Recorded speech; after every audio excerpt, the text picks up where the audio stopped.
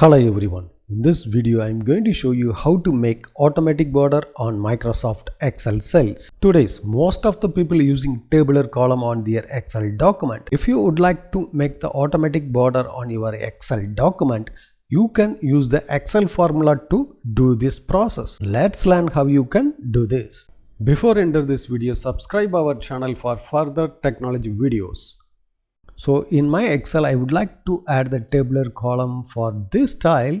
So in sheet 2, I have a blank rows. I would like to add here for the cells border. So first I have to select the region what you would like to add the borders. So this row till 10th row, I would like to add the borders. So I have selected this region. Then go to the conditional formatting under the home tab. Then you have to click on this. Here you have to click on the new rule. It will be open the new formatting rule window. Here you have to select the use formula to determine which cell to format. So you have to select this option. Then you have to enter the formula here. So first you have to add the equal. Then you have to select the first row. Then you have to add the not equal empty rows. That means you have to add the double quotes. This formula means if you enter the text, it will be automatically added the borders for the cells. So not equal to empty, it will be add the borders.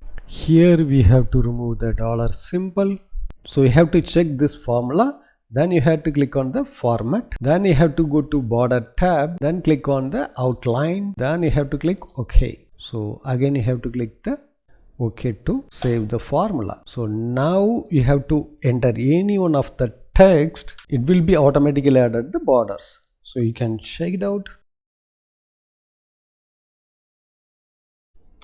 We selected the region up to 10th row. If you enter any text in the 11th row, it will not add the borders. So till 10th row, it will be added the borders.